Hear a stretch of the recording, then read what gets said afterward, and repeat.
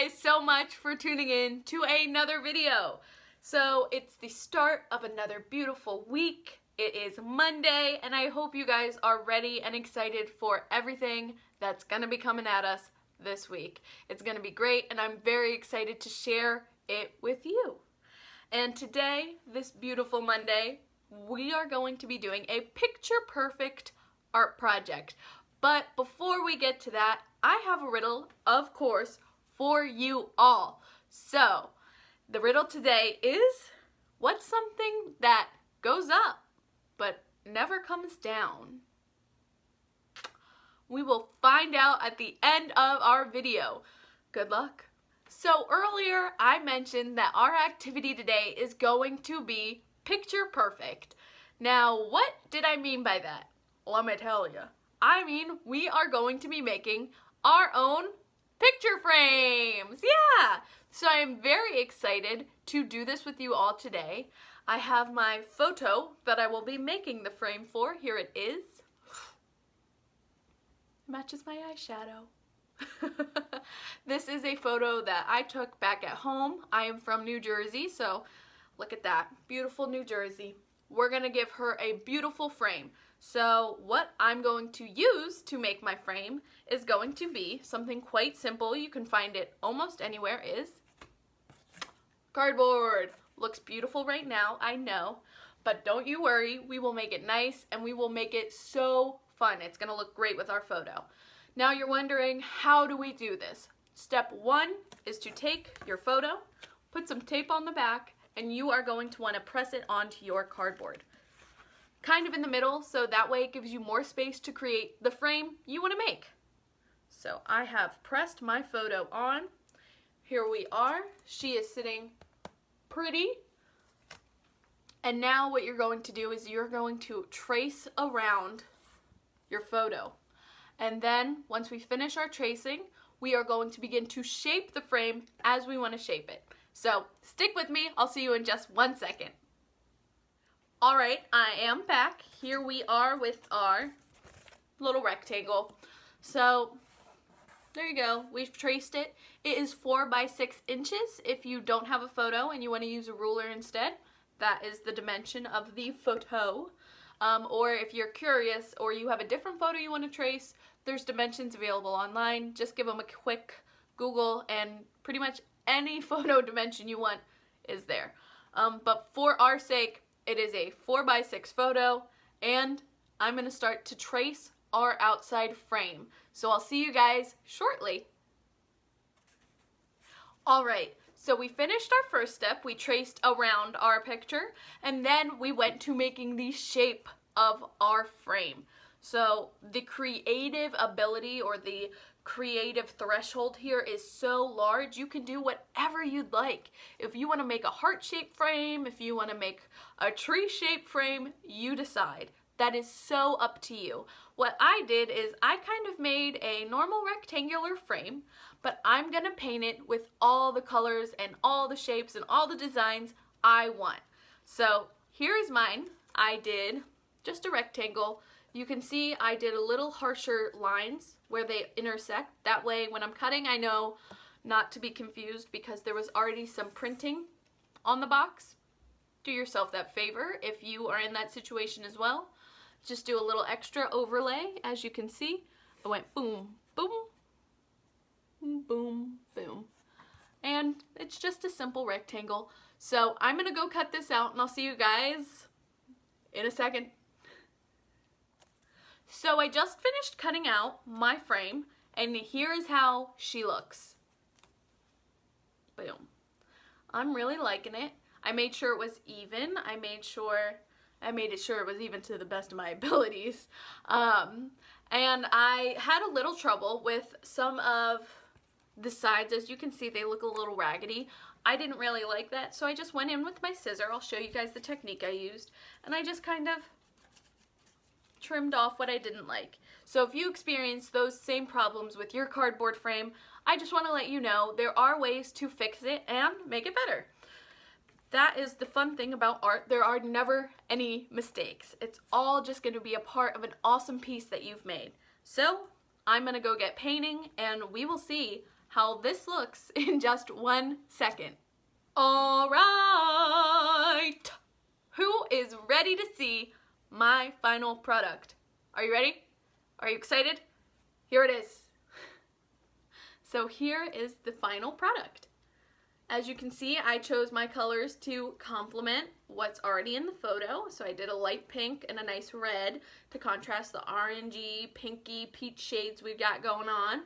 And then up top, you can see I wrote some letters. Now, those letters symbolize where this picture was taken, OCNJ, Ocean City, New Jersey. And it is beautiful. I love it. I love it. I'm very excited with how it came out. I wanted to try and see if I could make it look like, you know, when you have a cube and it's perspective and this is further in than what this is. I tried to mimic that kind of expression, but I don't think I did exactly what I wanted. But you know what? I still really, really like it. In fact, I think as soon as this video is done, it's going to get hung up by my front door. So, I hope you guys are enjoying your project. This is also a very nice thing to make for someone. So if there's a birthday coming up or a celebration of some sort, maybe even a graduation, this is a nice way to make someone feel special. We can't really go outside and do a lot of things right now, but this is something you can do in your home as a nice, memorable gift for someone or for yourself. I mean, I'm keeping mine, so don't feel bad about keeping it if you made it for you, please. So now we have finished our project. Let's go do our positive action or our positive tip of the day. Today, our positive tip is going to be focusing on self-honesty. So self-honesty is exactly how it sounds. It's being honest with ourselves. And that's a very important skill to learn and continue to grow. Now, I'm going to give you a little hint up front. Everybody all the time is working on self-honesty. No one is perfect. Everyone is growing and learning and being honest with themselves about things they need to be better with. Now, self-honesty isn't only bad. It's not, I need to be better, I need to be better. No, no, no. While that is a very true and very big part of self-honesty, it's also about being honest to who you are, honoring yourself. And what I mean by that is there's definitely times when you don't feel like you fit in, right? Everybody's been in a situation where they're like, I'm not normal, I'm not fitting in, something is wrong. Nothing is wrong. You are great and you are doing your best. Own it. You are you and you are amazing. Don't turn down your shine for anyone else. So that is a part of self-honesty too. Another part of self-honesty is doing things that bring you joy.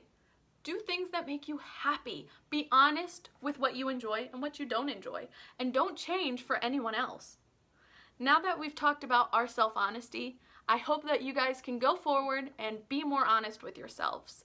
Now, let's move on to our book. We got a new one. Are you guys excited to start a new book? I know I am. Do you think you can guess what it is? Probably not. There's a bajillion books, so don't feel bad. We are going to be reading Superfudge by Judy Blume. Now, this was one of the books I loved growing up. This little guy is so kooky, you guys are gonna love it. So I'm excited to get started. Let's read our first chapter called, Guess What, Peter? Life was going along okay when my mother and father dropped the news. Bam! Just like that. We have something to tell you, Peter, Mom said before dinner. She was slicing carrots into the salad bowl. I grabbed one. What is it? I asked. I figured maybe my father's been made president of the company, or maybe my teacher phoned home, saying that even though I didn't get the best grades in 5th grade, I'm definitely the smartest kid in the class. We're gonna have a baby, Mom said. We're gonna have a what? I asked, starting to choke. Dad had to whack me on the back. Tiny pieces of chewed up carrots flew out of my mouth and hit the counter. Mom wiped them up with a sponge. Have a baby, said Dad. You mean you're pregnant? I asked my mom. That's right, she told me, patting her middle. Almost 4 months. 4 months? You've known for 4 months and you didn't tell me? We wanted to be sure, Dad said. It took 4 months to be sure. I saw the doctor for the 2nd time today, Mom said, The baby's due in February. She reached over and tried to tassel my hair. I ducked and got out of the way before she could touch me. Dad took the lid off the pot in the stove and stirred the stew. Mom went back to slicing carrots. You'd have to have thought we were discussing the weather. How could you? I shouted. How could you? Isn't one enough? They both stopped and looked at me. I kept right on shouting, Another fudge? Just what this family needs. I turned around and stormed down the hall. Fudge, my 4-year-old brother, was in the living room. He was shoving crackers into his mouth and laughing laughing like a loon at Sesame Street on TV. I looked to him and I thought about having to go through it all over again. The kicking, the screaming, and the messes, and more. Much more. I felt so angry that I kicked a wall. Fudge turned. Hi, Peter, he said. You are the biggest pain ever invented, I yelled. He tossed a handful of crackers at me. I raced to my room and slammed the door so hard my map of the world fell off the wall and landed on my bed. My dog Turtle barked. I opened the door just enough to let him squeeze through, then slammed it shut again. I pulled my Adidas bag out of the closet and emptied 2 dressers worth of clothes into it. Another fudge, I said to myself. They're going to have another fudge. There was a knock at my door, and Dad called. Peter, go away, I told him. I'd like to talk to you, he said. About what? As if I didn't know. The baby? What baby? You know what baby. We don't need another baby. Need it or not, it's coming, said Dad, so you might as well get used to the idea. Never! We'll talk about it later, said Dad. In the meantime, scrub up. It's time for dinner. I'm not hungry.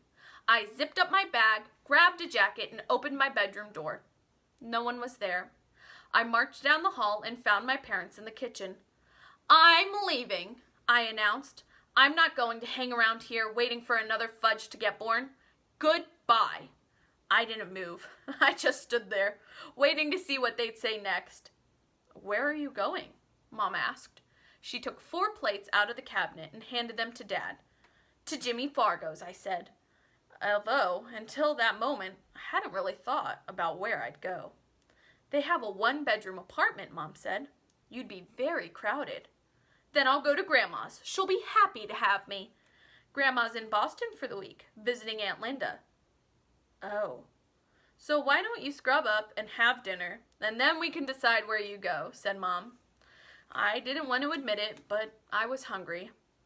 And all those good smells coming from the pots and pans on the stove were making my mouth water. So I dropped my bag and went down the hall to the bathroom. Fudge was at the sink. He stood on the stool, lathering his hands with 3 inches of suds. Hello, you must be Bert, he said, his best Sesame Street voice. My name is Ernie. Glad to meet you. He offered me one of his sudsy little hands. Roll up your sleeves, I told him. You're making a mess. Mess, I love to make a mess, he sang. We know, I told him. I ran my hands under the faucet and dried them on my jeans. When we got to the table, Fudge arranged himself in his chair. Since he refuses to sit in the booster seat, he has to kneel so that he can reach his place at the table. Peter didn't scrub, he said. He only rinsed. You little, I started to say, but Fudge was already yapping away to my father. Hello, I'm Bert. You must be Ernie. That's right, my father said, playing along with him. How are you, Bert? Well, I'll tell you, Fudge said. My liver's turning green and my toenails are falling off. Sorry to hear that, Bert, my father said. Maybe tomorrow will be a better day. Yes, maybe, Fudge said. I shook my head and piled some mashed potatoes on my plate. Then I drowned them in gravy. Remember when we took Fudge to the hamburger heaven? All right, so that is where I'm going to stop today. We are in the middle of chapter 1, but we will pick up there right after hamburger heaven next video. So before I say my goodbyes, we have a riddle to answer. Does anyone remember what it is? Just in case you forgot, I'll remind you. Today, our riddle was, what's something that goes up but never comes down? Did you guess it? Do you know it? I know it, so I'll tell you. The answer is age, because you only get older. You never get younger. And with that, I'll see you guys tomorrow. Bye! Thank you guys for watching.